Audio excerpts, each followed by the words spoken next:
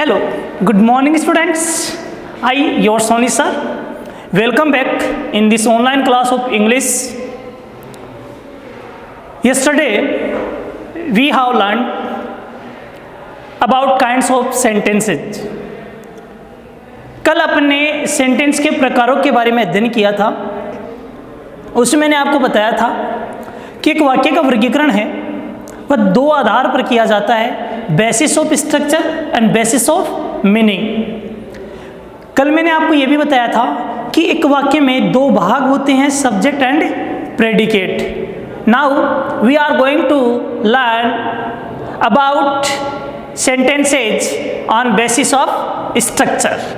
आज हम basis of structure के आधार पर वाक्य का जो वर्गीकरण किया गया उसका अध्ययन करने जा रहे हैं। तो लेट्स स्टार्ट। पहला जो काइंड मैंने आपको बताया था वो था बेसिस ऑफ स्ट्रक्चर। एक वाक्य का वर्गीकरण है वह संरचना के आधार पर कितने भागों में किया गया उसकी चर्चा अपन ने पिछले वीडियो में कर ली थी। इसको पढ़ने से पहले मैं आपको बता दूं, यदि आपने इस चैनल को अभी तक सब्सक्राइब नहीं किया है तो सब्सक्राइब कर दीजिए और पास ही में बेल आइकन को प्रेस कर दीजिएगा ताकि आने वाले वीडियो की नोटिफिकेशंस आपको मिलती रहे। तो देखिए बेटा, बेसिस ऑफ स्ट्रक्चर के आधार पर एक वाक्य के कितने प्रकार हैं? 4। कौन कौन से? कल मैंने आपको बताया था सिंपल, दूसरा कंपाउंड, तीसरा कॉम्प्लेक्स एंड चौथा compound complex sentence. Now we will study about all types of sentences on basis of structure. Our first type is simple sentence. Simple का मतलब होता है साधारण, कंपाउंड का मतलब होता है संयुक्त, कॉम्प्लेक्स का मतलब होता है मिश्र और कंपाउंड कॉम्प्लेक्स का मतलब होता है संयुक्त मिश्र वाक्य। एक एक का अध्ययन करते हैं, ध्यान से देखो। सिंपल सेंटेंस क्या होता है देखना जरा। सबसे पहले आपका फर्स्ट पार्ट है simple sentence.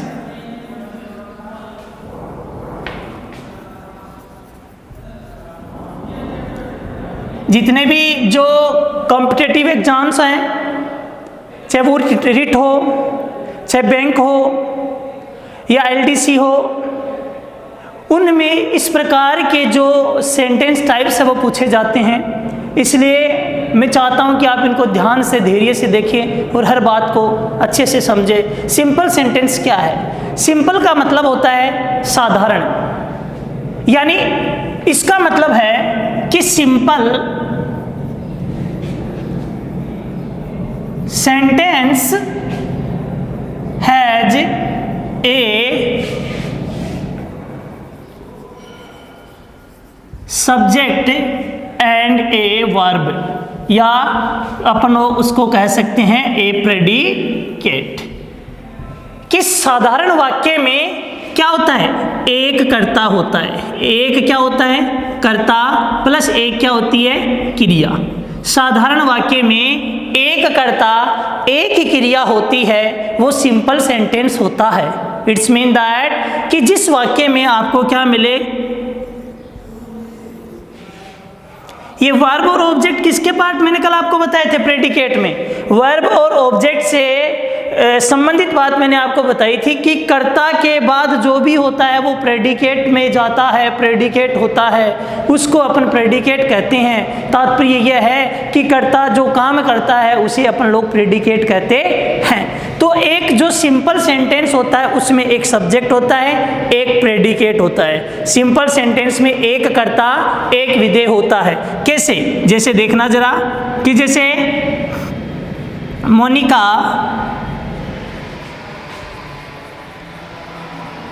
Teaches English. Monika क्या पढ़ाती है? अंग्रेजी पढ़ाती है। अब इसमें देखो कर्ता कौन? मोनिका। वर्ब क्या है इसमें? टीचेज। तो इसका मतलब क्या है कि यहाँ पे ये तो हो गया सब्जेक्ट और ये पूरा का पूरा इसका क्या हो गया, प्रेडिकेट। ये क्या हो गया, प्रेडिकेट। कहने का मतलब है कि जिस वाक्य में एक कर्ता होता है और एक प्रेडिकेट होता है वो वाक्य क्या होता है, सिंपल सेंटेंस है। कर्ता एक होता है, कर्ता क्या होता है, एक। यदि कर्ता जहां पे कंबाइन में आ गए, कहने का मतलब है कि वाक्य की जो प्रकृति चेंज हो रही है, अगर कर्ता अलग अलग है और वहां काम भी अलग अलग है तो वो सिंपल सेंटेंस नहीं होता है। दूसरा उदाहरण इसमें देख लेते हैं अपन लोग, जैसे दे वेंट टू मार्केट। दूसरा सेंटेंस आपके सामने ये है कि दे वेंट टू मार्केट। कर्ता कौन है इसमें, दे, ये क्या है, सब्जेक्ट, और ये क्या हो गया इसका, प्रेडिकेट। मैंने क्या बताया, एक सब्जेक्ट और एक क्या होगा, प्रेडिकेट, वो वाक्य क्या होगा आपका, सिंपल होगा। ये बात समझ में आई आपके कि simple sentence has a subject and a predicate या verb. Okay, have you any problem, no? तो आगे देखो, दूसरा आपका वाक्य है कंपाउंड सेंटेंस। दूसरा आपका वाक्य है कंपाउंड सेंटेंस।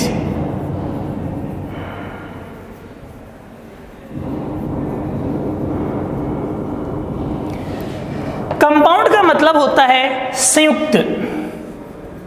क्या होता है, संयुक्त। और सेंटेंस का मतलब होता है वाक्य, यानी इसको कह सकते हैं संयुक्त वाक्य, जुड़ा हुआ वाक्य। दो वाक्यों से मिलकर बना हुआ वाक्य क्या कहलाता है, कंपाउंड कहलाता है, संयुक्त कहलाता है। कैसे, जैसे मैंने कह दिया कि compound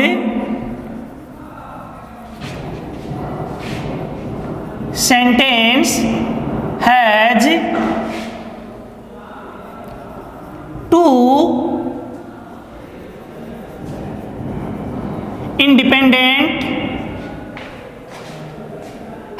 independent clause which joined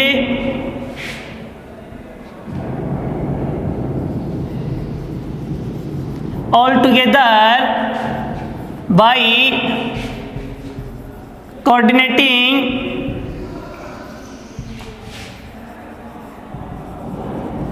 conjunction. मैंने यहां पे लिख दिया कि compound sentence has two independent clause. Compound sentence has two independent clauses which join all together by coordinating conjunction. यानी कंपाउंड सेंटेंस में दो स्वतंत्र उपवाक्य होते हैं। कंपाउंड सेंटेंस में दो स्वतंत्र उपवाक्य होते हैं। कंपाउंड सेंटेंस में क्या होता है कि दो कर्ता और दो क्या होते हैं, विधेय होंगे। दो कर्ता और दो क्या होंगे, विधेय होंगे, जो किससे जुड़े रहेंगे, कोऑर्डिनेटिंग कंजक्शन से जुड़े रहेंगे। आप कहोगे सर ये कोऑर्डिनेटिंग कंजक्शन क्या है, तो बीच में मैं आपको एक छोटी सी बात बता देता हूं कंजक्शन के बारे में, फिर अपन लोग इसका आगे विस्तार से अध्ययन करेंगे। कंजक्शन क्या है, what is conjunction? Conjunction is a word that joins sentences. Conjunction एक ऐसा शब्द होता है जो वाक्यों को क्या करता है, जोड़ता है। There are two types of conjunction, coordinating and subordinating conjunction. एक कोऑर्डिनेटिंग होता है, एक सबऑर्डिनेटिंग होता है। कोऑर्डिनेटिंग कंजक्शन में अपन लोग अध्ययन करते हैं, कोऑर्डिनेटिंग कंजक्शन में अपन लोग किसका अध्ययन करते हैं, इंडिपेंडेंट जो कंजक्शन होते हैं, स्वतंत्र, जिनका प्रयोग अपन लोग आसानी से कर सकते हैं, वह है कोऑर्डिनेटिंग कंजक्शन होता है। एक होता है सबऑर्डिनेटिंग कंजक्शन होता है, जो होते हैं डिपेंडेंट। अब आप कहोगे कि सर यहाँ कोऑर्डिनेटिंग कंजक्शन काम में लिया, ये क्या है? तो ध्यान से देखना बेटा, कोऑर्डिनेटिंग कंजक्शन है वह चार प्रकार के होते हैं। Illative, cumulative, alternative, adversative. Coordinating conjunction है वो चार प्रकार के होते हैं। एक होता है illative, cumulative, alternative, adversative.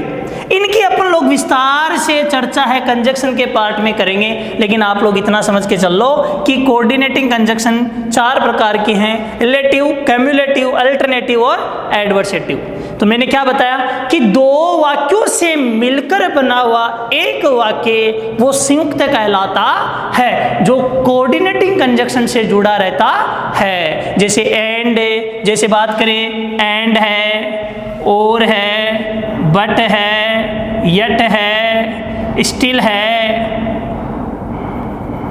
But है, यट है, सो है, ठीक है। आगे नॉट ओनली बट आल्सो,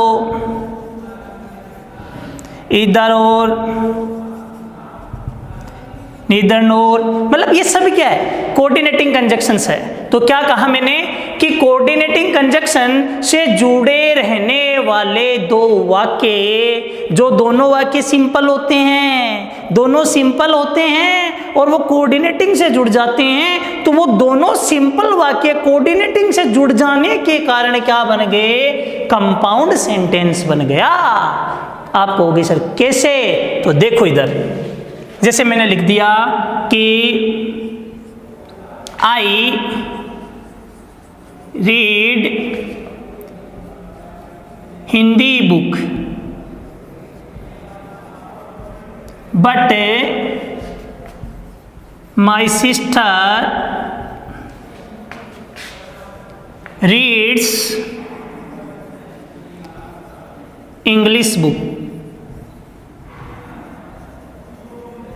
मैंने एक सेंटेंस लिख दिया, इसमें देखो सेंटेंस में पहली बात तो पहला सेंटेंस आपका आई रीड हिंदी बुक और दूसरा है my sister reads English book. इसमें क्या है, मैं तो हिंदी की किताब पढ़ता हूं और मेरी बहन अंग्रेजी की किताब पढ़ती है। अब ये जुड़ा किससे है, बट से जुड़ा है। किससे जुड़ा है, बट से जुड़ा है। 2 कथनों को आपस में जोड़ने वाला कंजक्शन रिलेटिव होता है। क्या होता है, रिलेटिव होता है। यहाँ पे बट कौन सा कंजक्शन है, बट, और बट कौन सा कंजक्शन है, रिलेटिव कंजक्शन है।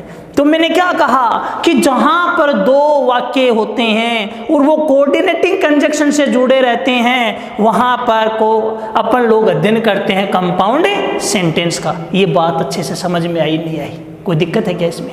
आगे देखो, आगे तीसरा आपका जो प्रकार है उसका नाम है कॉम्प्लेक्स सेंटेंस। क्या नाम है, complex sentence.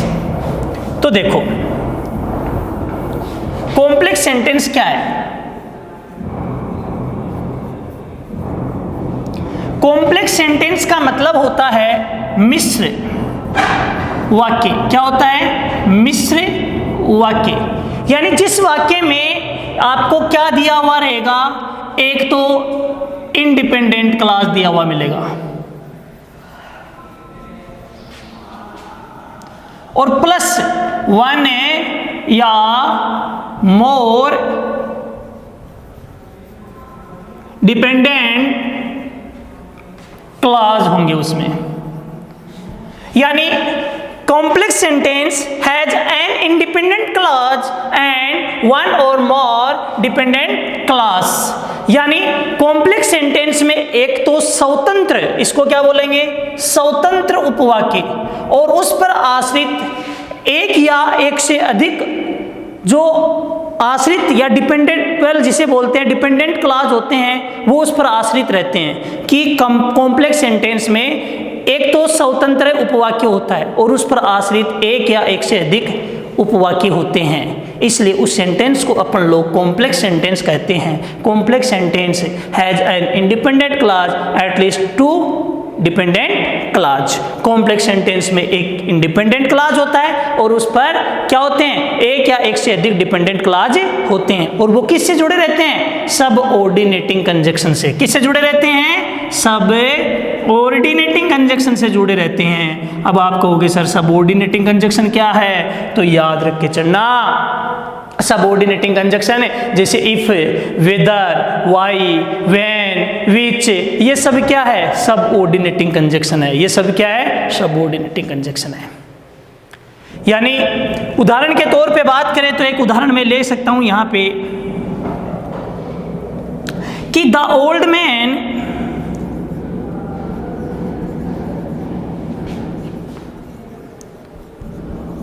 Thank the boy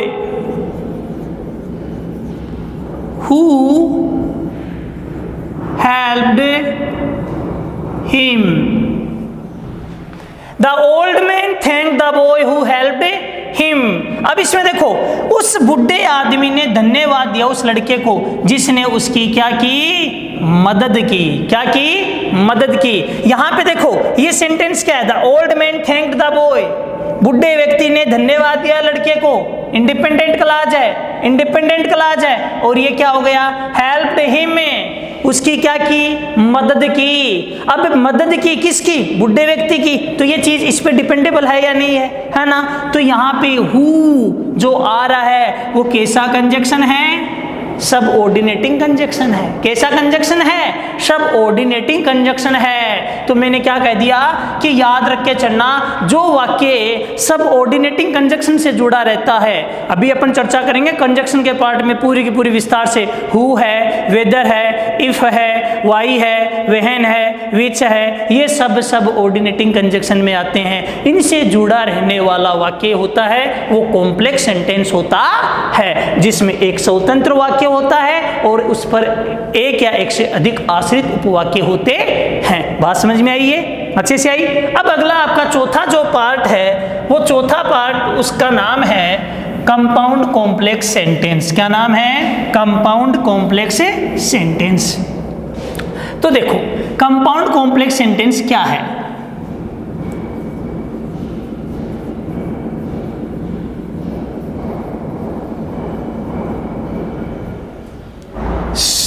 संयुक्त मिश्र वाक्य, इसमें क्या होता है कि टू इंडिपेंडेंट क्लॉज होते हैं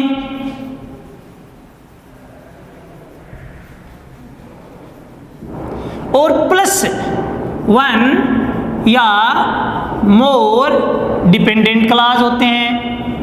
मतलब थोड़ा सा चेंज है इसमें कि जैसे आपको मैंने बताया था कि इसमें टू इंडिपेंडेंट क्लॉज होते हैं और वन और मोर डिपेंडेंट क्लॉज होते हैं। तो इसमें क्या मिलेंगे आपको, स्वतंत्र उपवाक्य, एक या एक से अधिक आपको आश्रित उपवाक्य देखने को मिलेगा। कैसे, जैसे कि my sister plays cricket and I play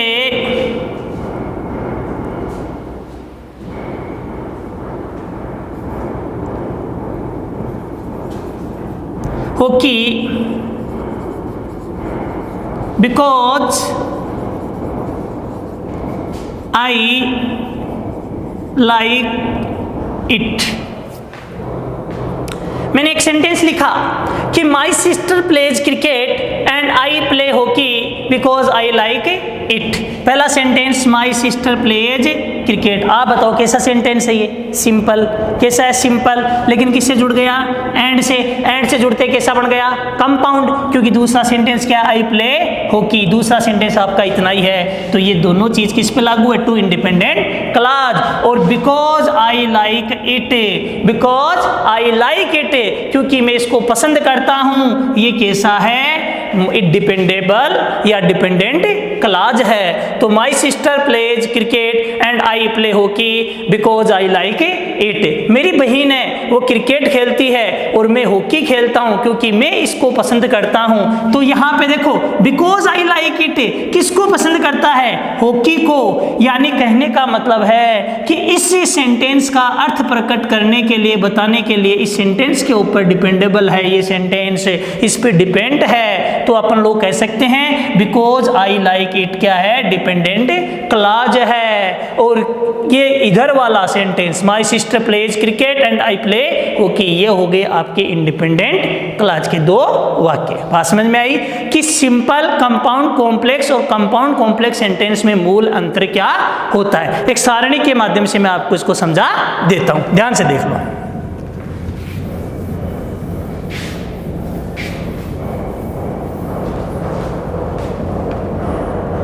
देखो जरा, यह है आपका सिंपल, ये आपका कंपाउंड, ये आपका कॉम्प्लेक्स और ये आपका कंपाउंड कॉम्प्लेक्स।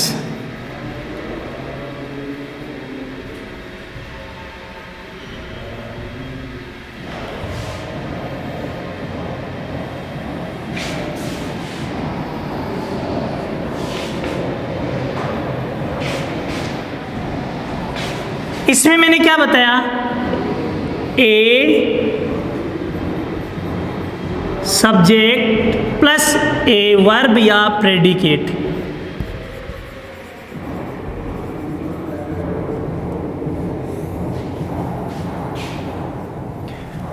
इसमें मैंने आपको क्या बताया, टू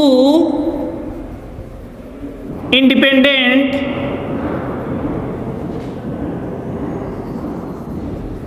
क्लास, और वो जुड़े किससे रहते हैं, कोऑर्डिनेटिंग कंजक्शन।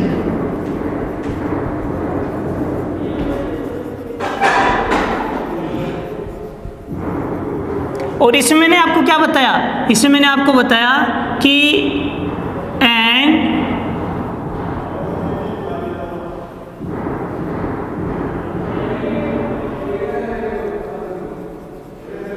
प्लस वन या मोर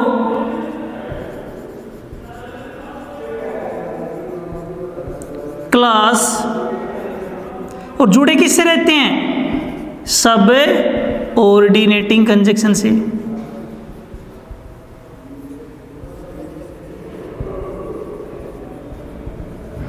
और इसमें मैंने आपको क्या बताया, two independent clause plus one या मोर डिपेंडेंट क्लास, और जुड़े किससे रहते हैं वो, यानी उसमें आपको कोऑर्डिनेटिंग कंजक्शन भी मिलेगा और सब ऑर्डिनेटिंग कंजक्शन भी मिलेगा। ये कंप्लीट जो इंडेक्स यहाँ पे दी हुई है, इससे अपन लोग अंतर देख सकते हैं कि सिंपल, कंपाउंड, कॉम्प्लेक्स सेंटेंस में क्या अंतर है। आशा करता हूँ कि आपके अच्छे से ये समझ में आया होगा। अगर इससे संबंधित कोई भी प्रॉब्लम है तो आप कमेंट बॉक्स में लिख के बता सकते हो। और साथ ही साथ आज अपन ने अध्ययन किया बेसिस ऑफ स्ट्रक्चर के आधार पे वाक्य के कितने प्रकार हैं, और कल अपन लोग बात करेंगे बेसिस ऑफ मीनिंग के आधार पर वाक्यों को कितने भागों में बांटा गया है। Thanks for it.